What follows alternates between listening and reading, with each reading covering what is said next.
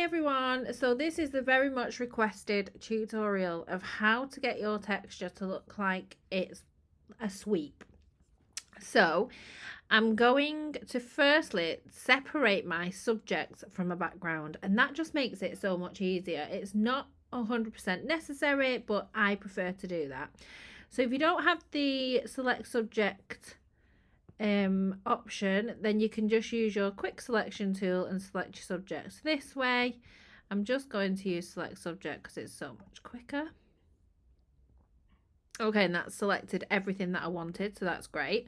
So I'm going to Command or Control J, and that will separate my subject from my backdrop. And don't worry about the edges, it's absolutely fine. I'm then going to come down to the background layer here, and I'm going to go to File and Place Embedded. And then I'm going to choose my texture. I'm going to go for the Be Proud one because it's one of my favourite. And I'm just going to size that to the image. I really like the top of the texture, so I'm going to make sure that is included. And I'm then going to turn the blending mode to soft light. Okay, so before I do anything else, I'm going to copy that layer. So Command J or Control J, depending whether you're Mac or Windows, and then I'm going to turn that off. We're not going to work on it, but before we add any masking onto this one, I just wanted to make sure we'd copied the original. It just saves us going to File and Place Embedded again. So I'm going to add my layer mask, and I'm going to switch it off and on and just figure out kind of where I want to mask up to. So it's around here. So I'm just going to start masking at 100% opacity. Then I'm going to switch to 50% and just mask and feather that in. And we can always bring some back or take away some more afterwards. I'm then going to turn on this top layer, and I'm going to hit my move tool. So V is your shortcut. I'm going to click here so that we can right click and flip vertical, and then I'm going to drag that down to the line. I like to go a little bit over the line.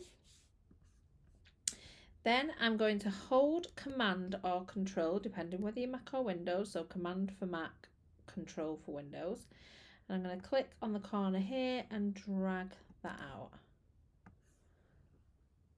So you can see we are creating that floor, and you just want the straight line but underneath.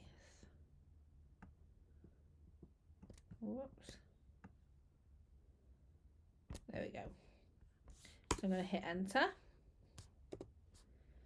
Then I'm going to go onto my marquee tool, and it's feathered around 40 pixels, and I'm just going to select the top of here, and I'm going to add a layer mask. And I'll just Command or Control I to invert, and that'll just feather that down nicely if we look.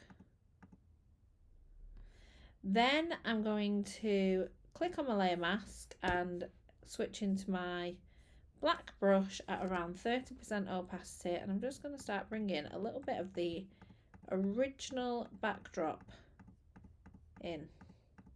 So I'm not clicking in all the same places, I'm just clicking around. I'll just turn that up a little bit. I can bring a little bit back if I need to. Let's take a little bit from here. So you can pick whichever part of the backdrop you want. You don't have to stretch it so far. So you could have more on the floor, and then you can add a curves layer and just bring down the blacks a little bit. Invert that and switch to your white brush and just add a little bit more definition down here. You can even add a little bit to the background if you wanted, and that will work behind the background for as long as you are behind your subject. So let's take a snapshot and we'll look at before and after. So before and after. I'm absolutely obsessed with this texture. It's Be Proud on sweetsoulstudios.com.